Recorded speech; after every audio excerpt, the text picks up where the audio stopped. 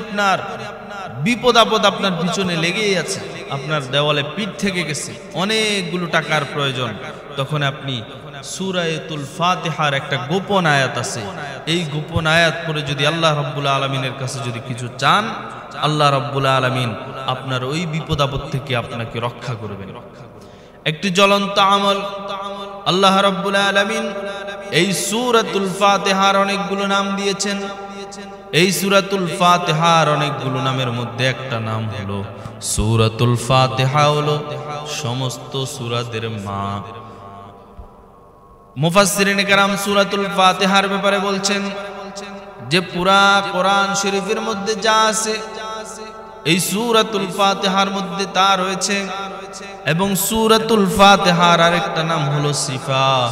এই সূরাতুল ফাতিহা পড়ে যদি কোনো অসুস্থ ব্যক্তিকে ফু দেওয়া হয়, জার ফু করা হয়, আল্লাহ রাব্বুল আলামিন এই সূরাতুল ফাতিহার বিনিময়ে ওই লোকটার অসুস্থতা ভালো করে দেয়। সেই সূরাতুল ফাতিহার মধ্যে একটা আয়াত আছে, ওই আয়াত যদি কেউ গভীর রাতে নামাজের মধ্যে যদি সিজদার মধ্যে গিয়ে সে যদি পড়ে, আল্লাহ রাব্বুল আলামিন তার যেই অভাব অনটন, যেই কষ্টের মধ্যে সে আছে, সেই কষ্টটা সে থাকতে ওই কষ্টটা তার থেকে আল্লাহ রাব্বুল আলামিন দূর করে দিবেন।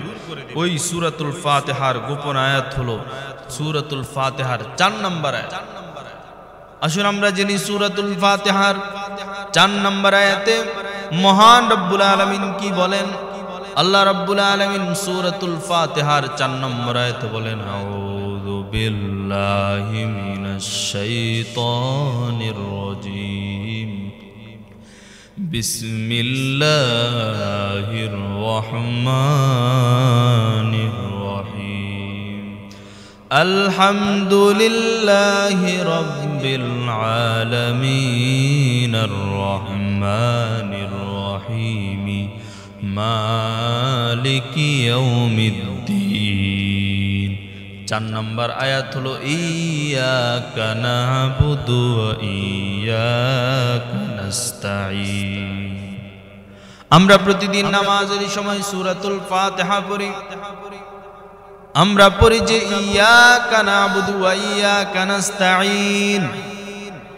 ইয়্যাকা না'বুদু, নিঃসন্দেহে আল্লাহ আমি তোমারই ইবাদত করি, না'বুদু আমি সব সময় তোমারও ইবাদত করি, ওয়া ইয়্যাকা নাস্তাঈন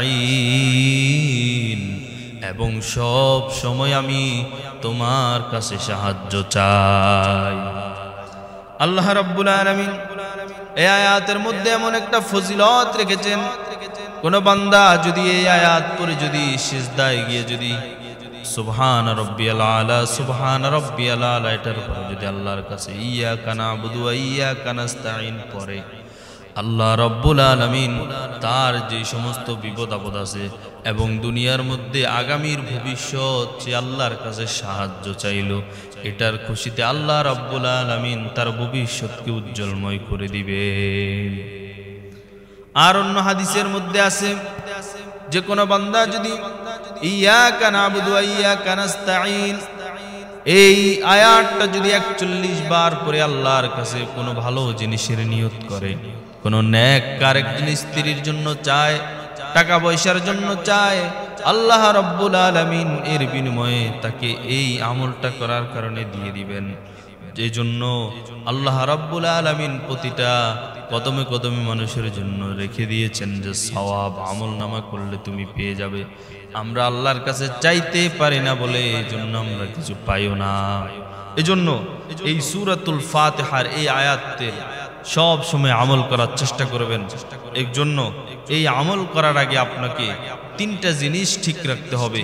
1 নাম্বার হলো আপনার নিয়ত, আল্লাহ পাকের উপর বিশ্বাস ঠিক রাখতে হবে। বিশ্বাস ঠিক রাখতে হবে যে আল্লাহ তাআলা রব্বুল আলামিন অবশ্যই আল্লাহর কাছে চাইলে আমারে দিবেন। অনেক মানুষ চায় কিন্তু পায় না।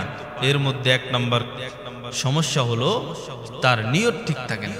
আমাদের সমাজের মধ্যে একটা কথা আছে যে নিয়তের কাম বরকত। কোনো মানুষ যদি নিয়ত করে আল্লাহ রাব্বুল আলামিন ওই কাজের মধ্যে বরকত সাকিনা নাজিল করে দেয়। এই কথাটা 100% সত্য। এবং 2 নাম্বার হলো আপনার ইয়াকিন থাকতে হবে, বিশ্বাস থাকতে হবে যে আল্লাহ আমাকে দিবেই।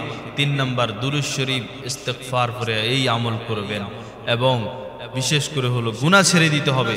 মানুষ যখন গুনাহ ছেড়ে দিবে আল্লাহ তাআলা রব্বুল আলামিন তার দিকে ঝুঁকে যাবে। আল্লাহ তো ঝুঁকে গেলেন মানে কি দুনিয়াতে আপনার কোনো বিপদ আপদ নাই, আখিরাতও তো নাই। আল্লাহ রব্বুল আলামিন আমাদেরকে এই আমলটা আমল করার তৌফিক